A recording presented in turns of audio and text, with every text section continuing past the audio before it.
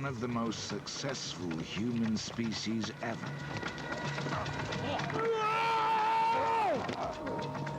For 250,000 years, they dominated Europe, a continent ravaged by ice ages and stalked by wild animals.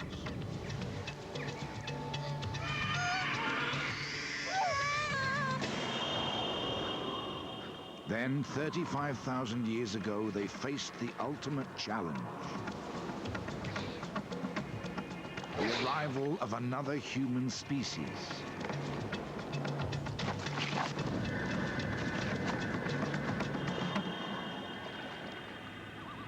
This is the story of the last time two different species of human shared this planet. Only one of them would survive.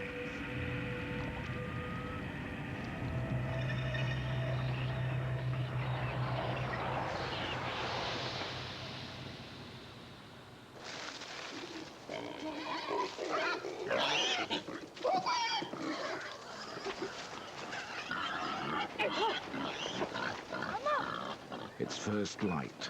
The daily routine has already begun.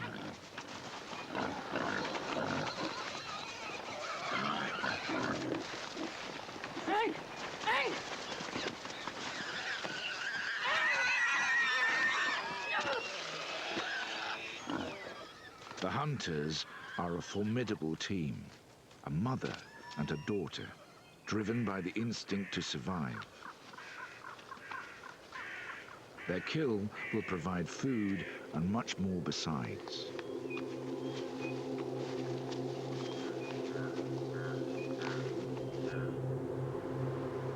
"35,000 years ago, southern France was a cold and unforgiving place to live.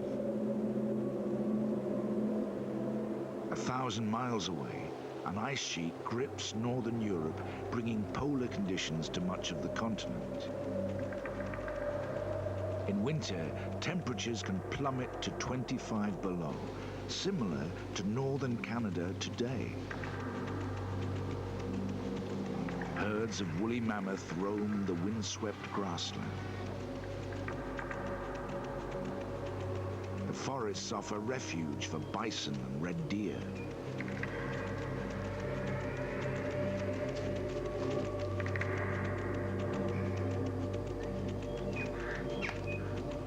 And limestone caves provide shelter for the people of this valley.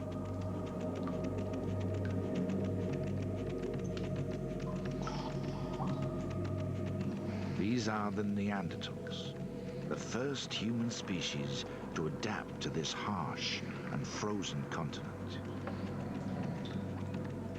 Their lives are among the toughest ever endured by human beings, but they are well equipped for survival here.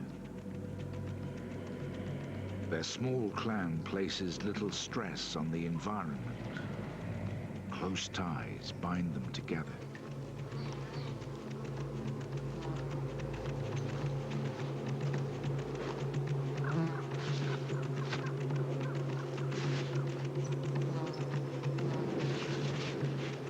Protection from the freezing cold comes from animal skins, cleaned and worn as clothing.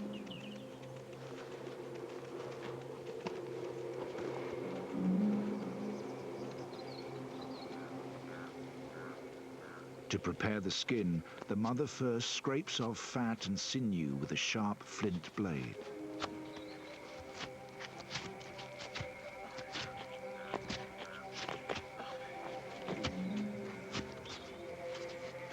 She uses her teeth as a vice. Her face is designed to spread the stress evenly around her skull. Her teeth are worn from many years of use.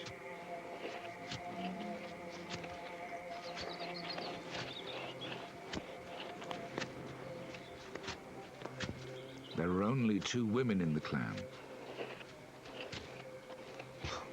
An old man, 3 adult males and a young boy make up the 7-strong family group.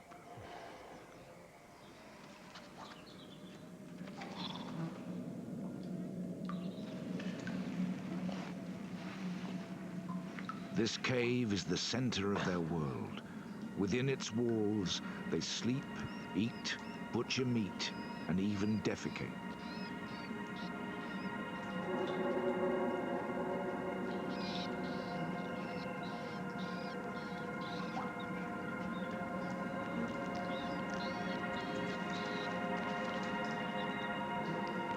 The discarded waste that littered the floors of Neanderthal caves became buried and then, over time, fossilized.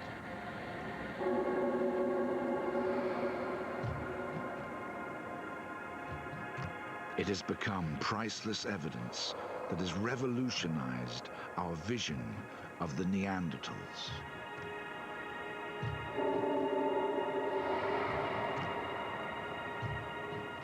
Far from the ape-like and brutish characters of popular myth, we now know they were a strong, intelligent, and highly adapted species.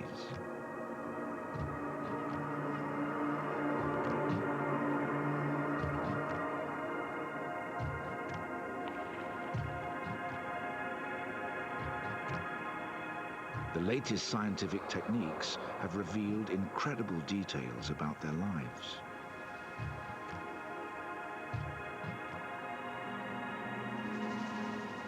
Fossilized feces can tell us what they ate.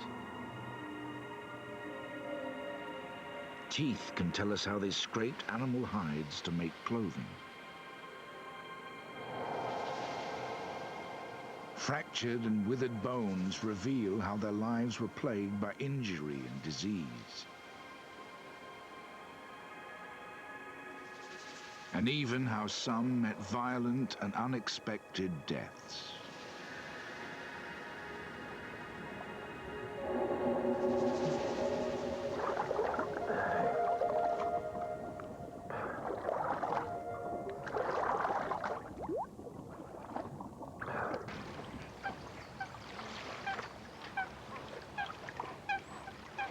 Two generations divide the old man and the young boy, but they have one thing in common. In this harsh climate, they are the most vulnerable.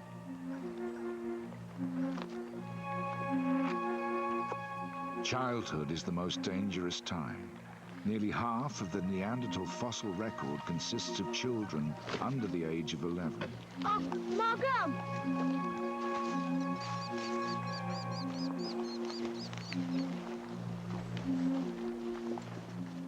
At 5 years old, this boy has only just been weaned from his mother's breast. James. Yet his brain is the size of a modern-day adult. His physical skills are advanced.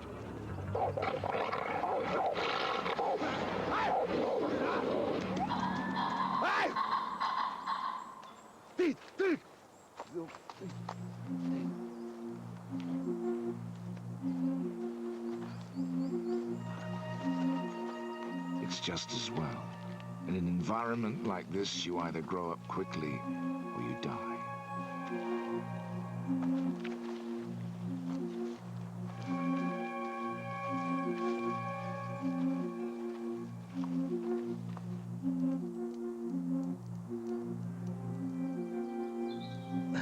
For the oldest member of the clan, life is no less precarious.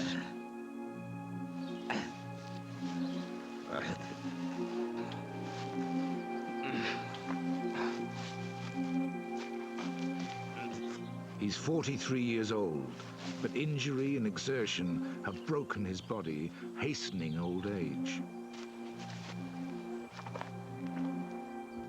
Already he's living on borrowed time. 4 out of 5 Neanderthals never get to see their 40th birthday.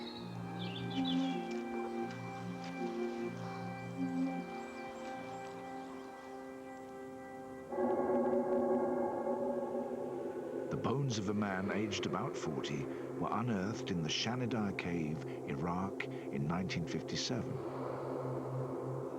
Scars on his ankles and ridges on his kneecaps reveal he was already crippled with arthritis.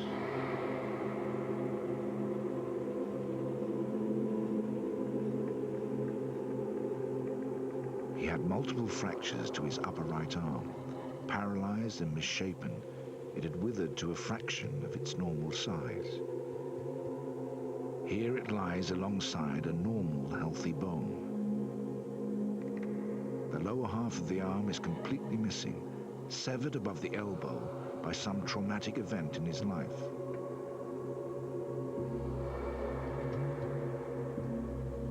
Close examination of his skull reveals the cause of these injuries. It's almost invisible to the naked eye, but the left side of his skull shows signs of a serious fracture. The subsequent brain damage would have paralyzed the right side of his body and may have blinded him in one eye.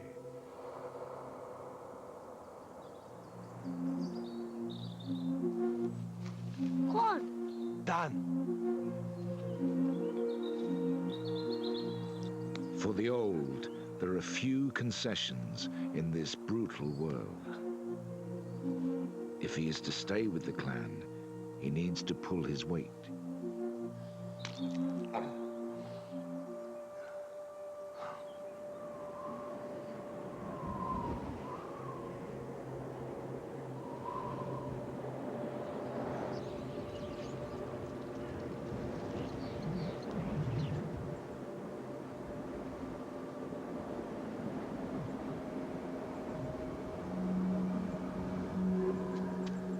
Neanderthals are a territorial species.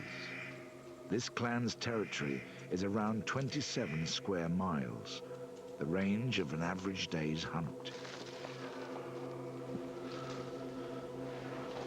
Some distance from the cave, the clan's three brothers have picked up the scent of prey.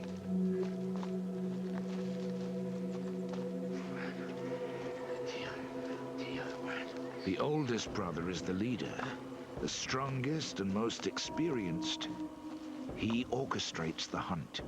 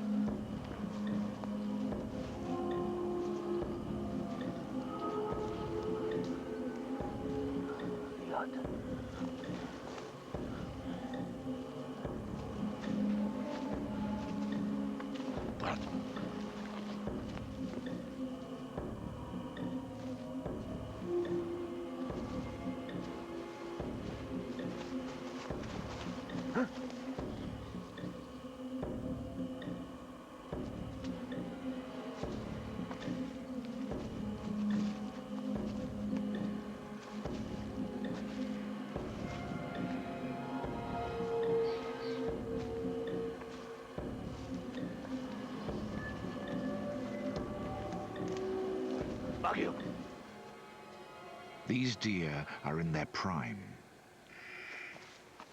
Nutritionally, they're more valuable than old or sickly prey, but also much harder to catch.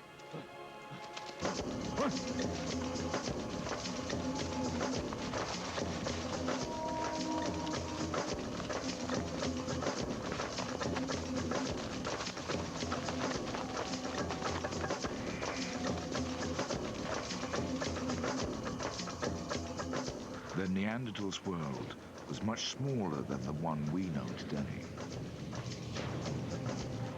Arctic tundra in the north and vast stretches of desert and sea to the south restricted their range to Europe and Western Asia. Even at their peak, it's estimated that as few as 100,000 Neanderthals may have lived within this border.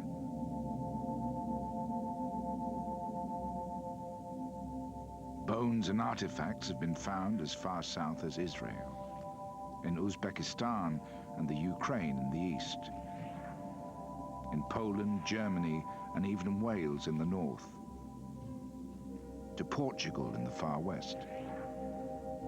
But southwest France was one of the most densely populated regions, home to as many as 3,000 Neanderthals.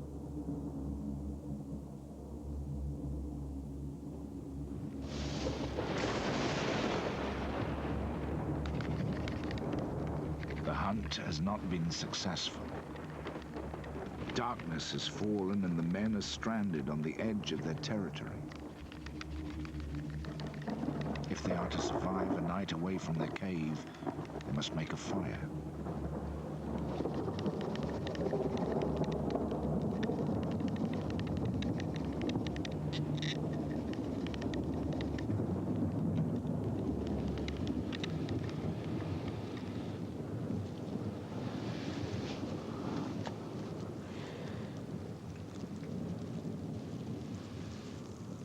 Neanderthals were not the first to use fire. It had been known to humans for over 500,000 years. But their skill in harnessing it is key to their survival in this frozen continent. Fire provides warmth, of course. At night, temperatures can fall by 10 degrees. But in the open, fire is also their main means of protection.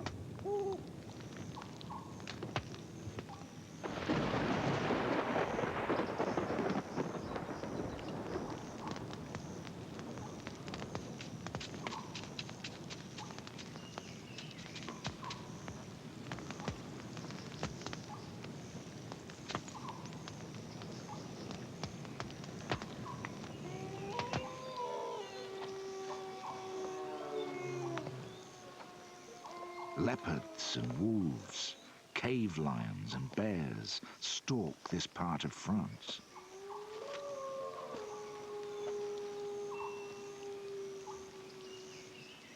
Neanderthals are not just the predators, they are also the prey.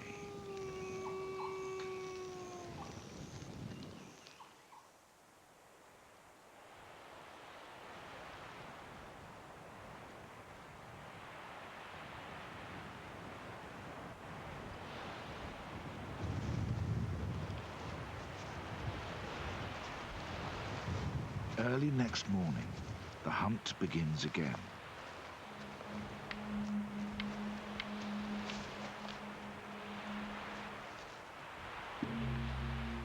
This time their target is neither deer nor bison.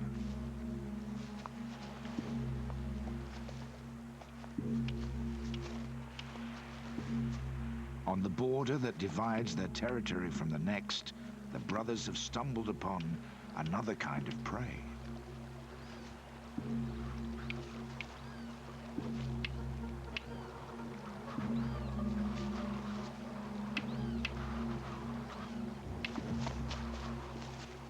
One more precious to the long-term survival of their clan.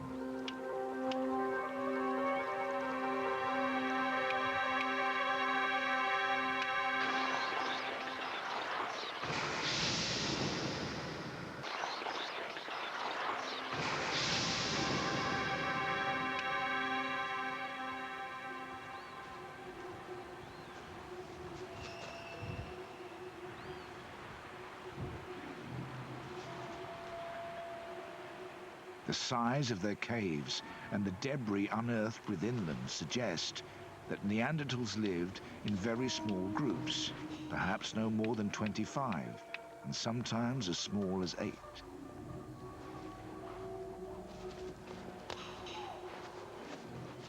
Small enough to avoid putting pressure on scarce resources, but too small to ensure the survival of the species without some interaction with other groups.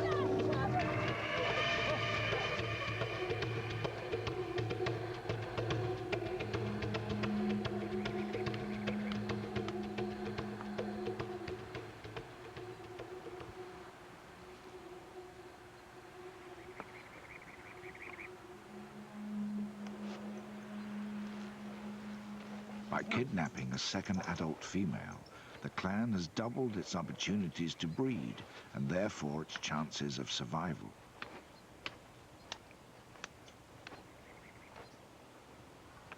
The fact that Neanderthals were territorial makes it likely they were male kin bonded, organized around fathers, brothers and sons. Women were probably transient, moving from clan to clan.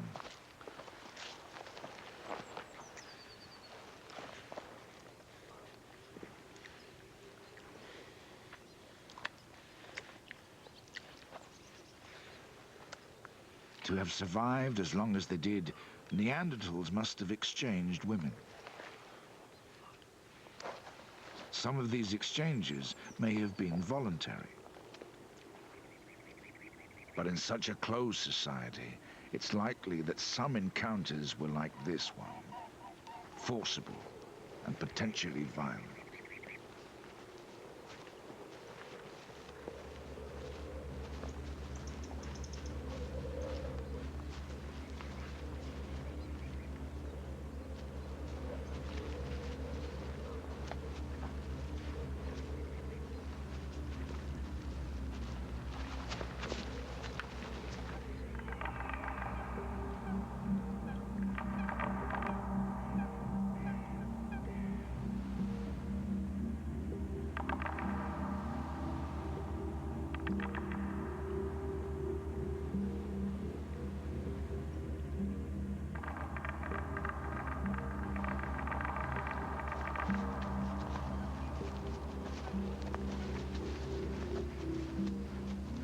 The men returned to the cave after 3 days hunting. Aquí, este chaval.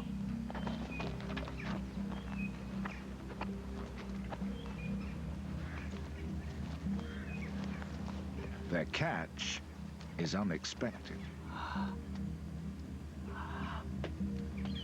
Margot. Margot.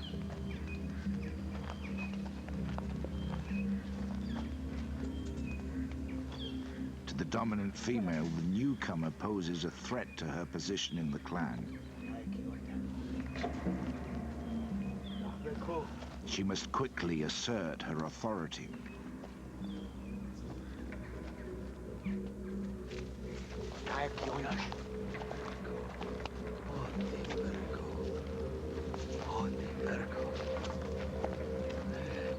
For the new arrival, this is likely to be a terrifying experience. Everything about this clan is alien to her. Mama, give me. Yes. Their smell, their clothes, French. their hair.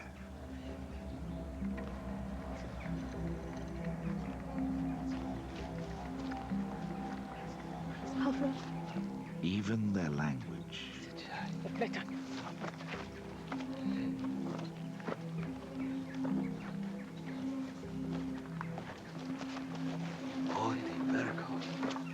For years, many scientists believed that Neanderthals did not possess language.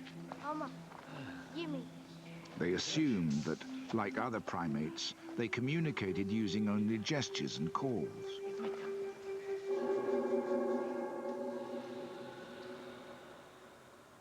Until quite recently, research on Neanderthal skulls supported this idea, suggesting that their mouth and throat were so different from ours that they probably couldn't speak as we do.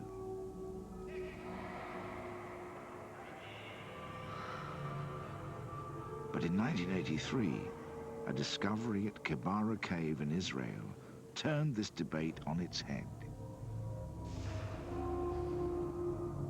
These 3 tiny fossils make up a bone called the hyoid.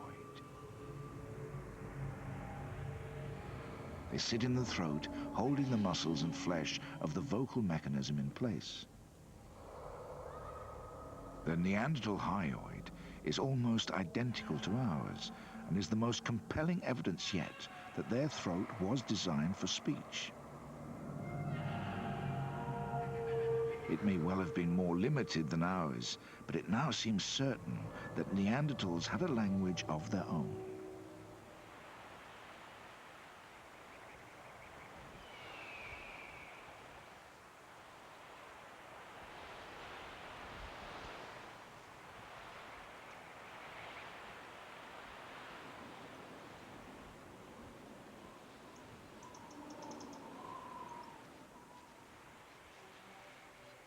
The lives of the Neanderthals are dominated by the need to secure food. At the age of 11, the youngest woman in the clan has not been hunting for long.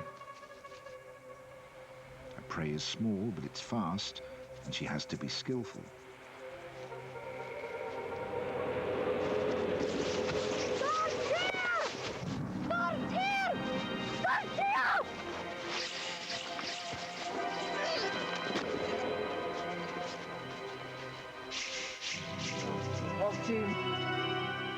The next decade or so will be her prime hunting years, assuming, of course, that she lives that long.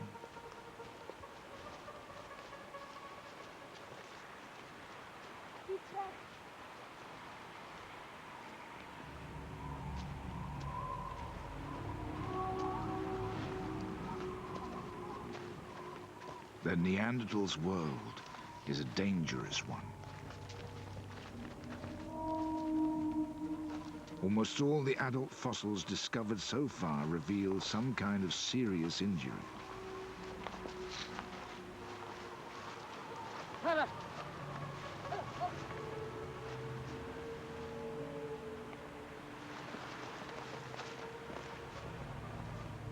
Wild animals provide one threat. The treacherous landscape provides another.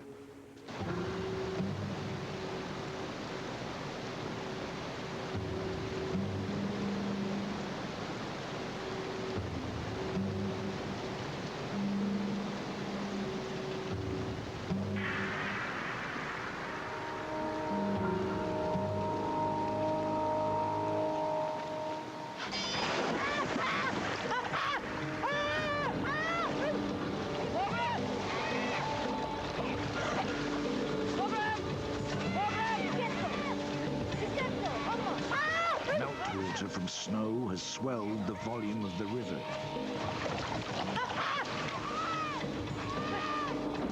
In this freezing water, the newest member of the clan will only survive a few minutes.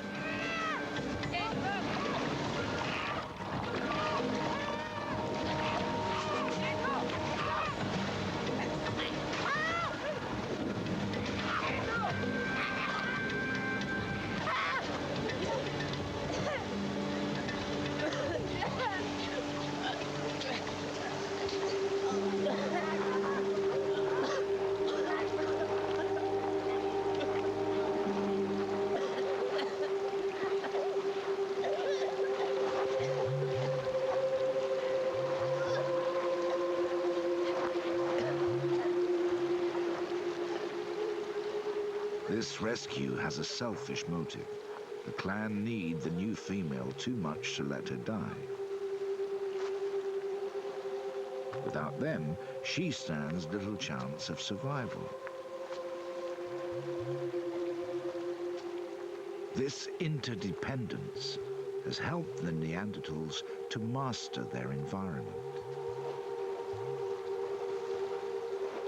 But now their dominance of Europe is under threat.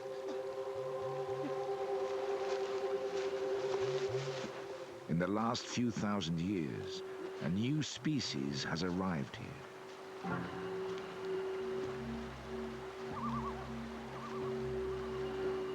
For the first time, these Neanderthals are not alone.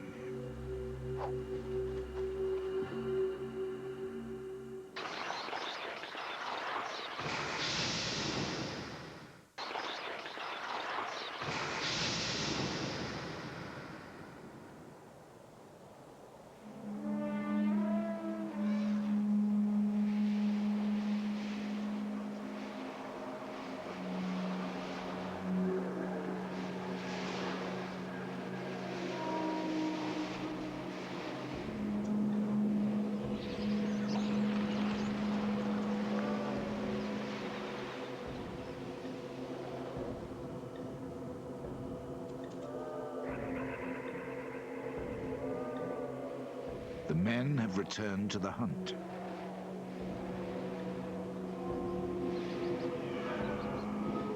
As Neanderthal spears were not designed for throwing, killing must be done at close quarters.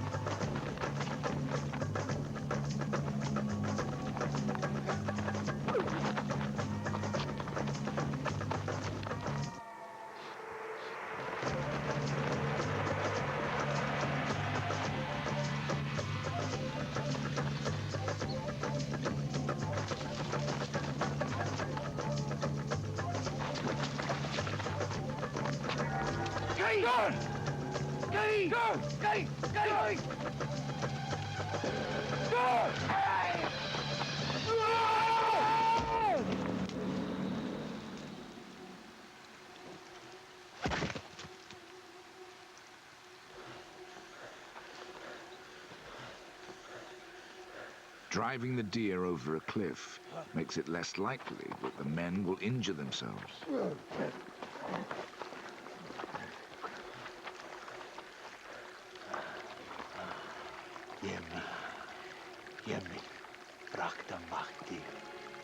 A debilitating injury could be the difference between life and death, not just for the individual, but for the whole clan.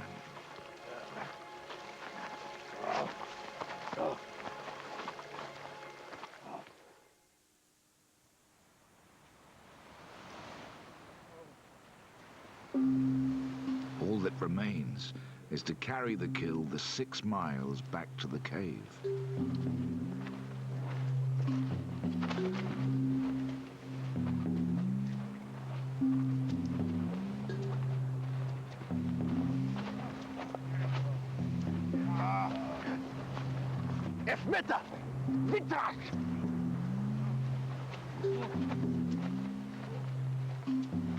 But Neanderthal bodies are powerhouses. They've evolved to take this kind of strain.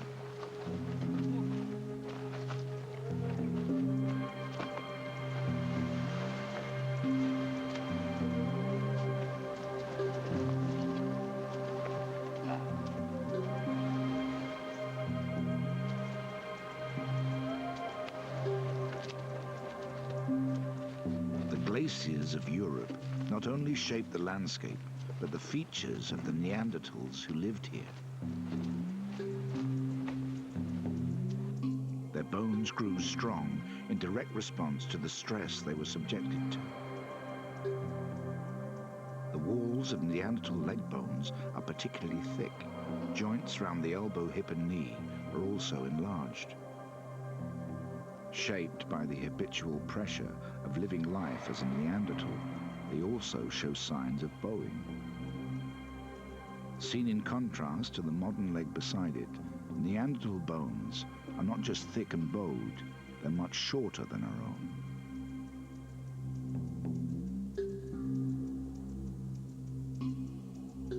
Short, heavy bodies reduce the skin's surface area, helping to maintain a high body temperature.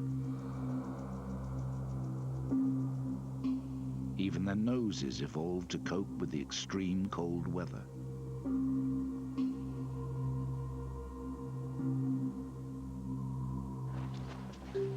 Their nasal cavities are larger than our own and contain extra capillaries and mucus to warm and moisturize the air, preventing damage to fragile internal tissue.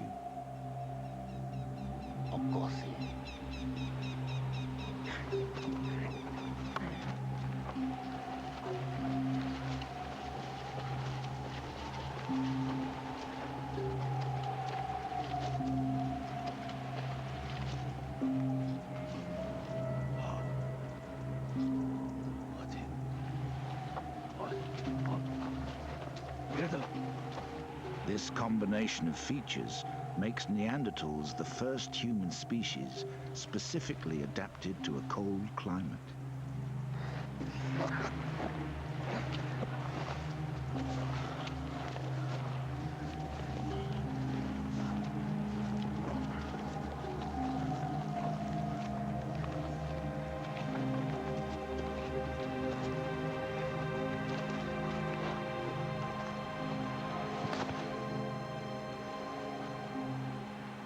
To our eyes, their faces may look ugly, but they are a triumph of evolutionary adaptation. Jeder.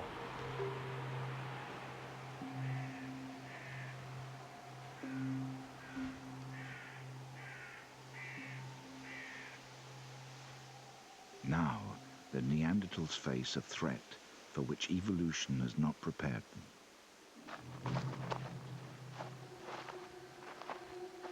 Physically, these strangers are not so well adapted to the bitter climate, but they have other advantages.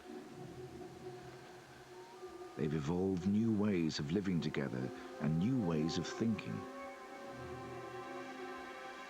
They are Homo sapiens, known in Europe as the Cro-Magnons. They're distantly related to the Neanderthals.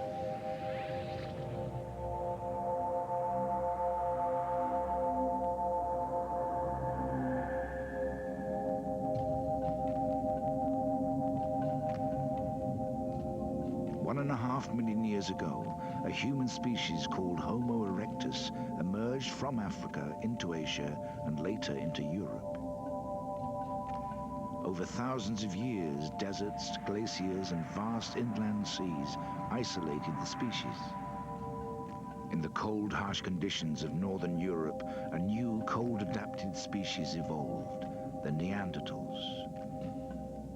Meanwhile, in subtropical Africa, a warm-adapted species evolved.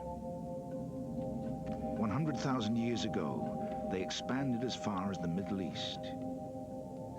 45,000 years ago, the weather turned warmer, opening up a route into Europe. And so, 10,000 years after they set out from the Middle East, the Cro-Magnons arrived in southern France. For now, their numbers are small. This advanced party is scouting for new territory. These fertile river valleys in the south of France are perfect, except for one thing. This is the stronghold of the Neanderthals.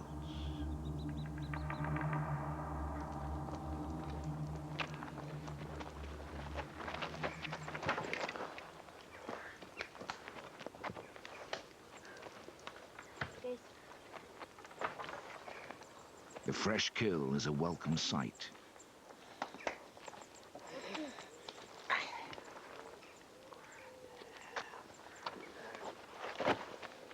To cope with the physical demands of their life, each adult Neanderthal needs to consume up to 4,000 calories per day.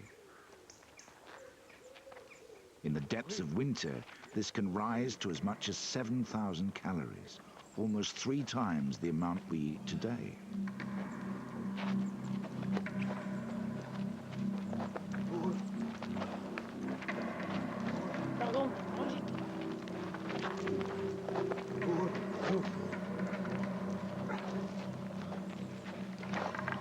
As he makes the first incision, the eldest brother stakes his claim.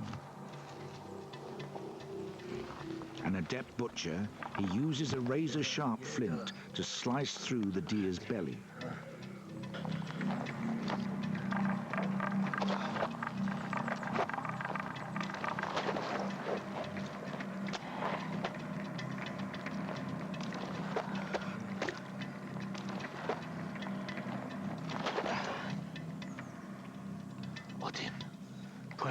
Today, meat makes up about 12% of the European diet.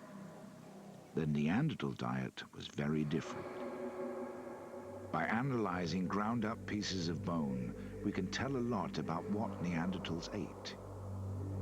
Extremely high levels of carbon and nitrogen confirm that meat made up the bulk of their diet. Fossilized feces, known as coprolites, support this view. Coprolites have recently been unearthed in Gibraltar. Believed to be Neanderthal, they consist almost entirely of the remnants of meat. The meat has been well digested, suggesting that Neanderthals' bodies evolved specifically to cope with such a diet. Scientists now estimate that 85% of a Neanderthal's food was meat, on a par with carnivores like wolves. No part of this animal will be wasted. The skin will be worked to make clothing.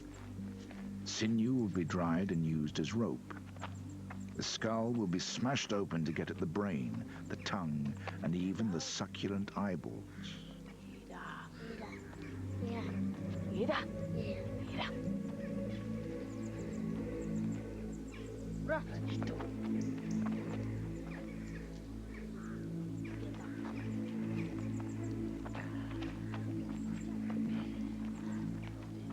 The old man is hungry.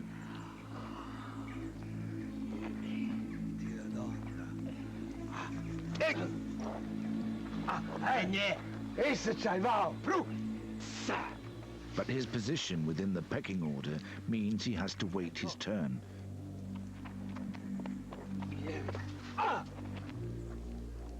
Meanwhile, the youngest member of the clan has learned that it pays to be an opportunist.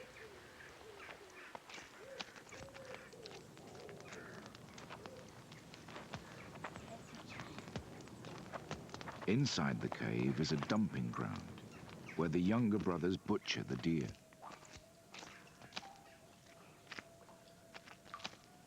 They break its neck and sever its limbs. It's a messy job. Blood, gristle, and the remains of other carcasses cover the floor and walls.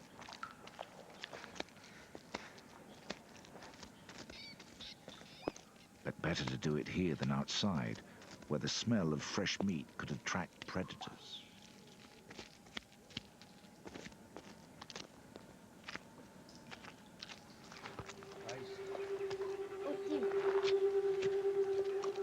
Like other carnivores, a special combination of enzymes in Neanderthal stomachs allows them to consume large quantities of raw meat.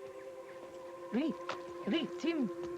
But cooked meat is more digestible and nutritionally less wasteful. The intense heat of the fire breaks down the protein and fat molecules, allowing them to be rapidly absorbed by the body. It's safer too. The heat kills off parasites and deadly bacteria. The Neanderthals' ability to cook gives them the edge over the other predators that share their world.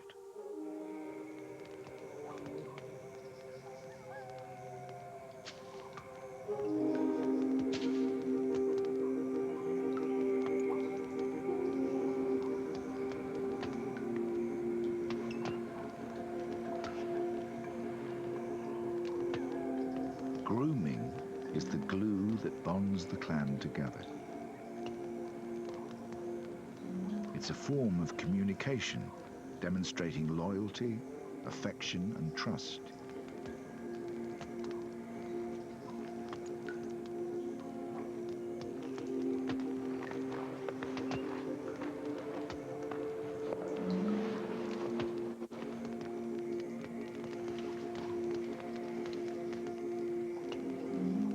Intimate contact of this kind is immensely pleasurable.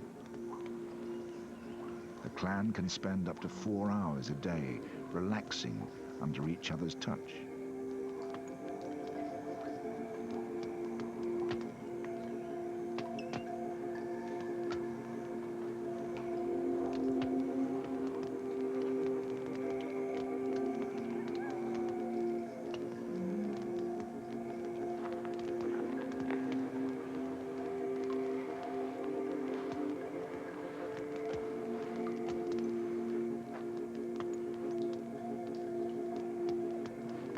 These strong emotional ties have forged the clan into a resilient, self-sufficient unit. This unit has ensured their survival until now.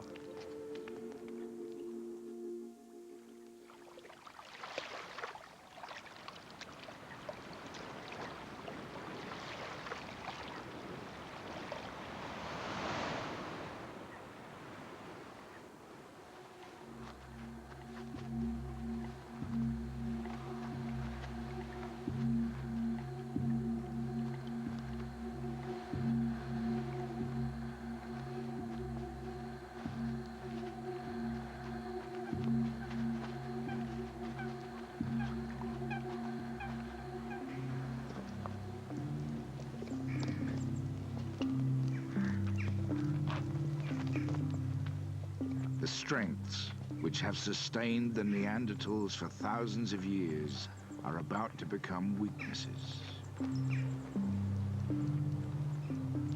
Ironically, they are so well adapted to this world that it's hard for them to cope with the pace of change now taking place. The small size of their clan makes them vulnerable. Limited language skills make it hard for them to seek alliances with others. And their self-sufficiency blinds them to the threat that is now closing in.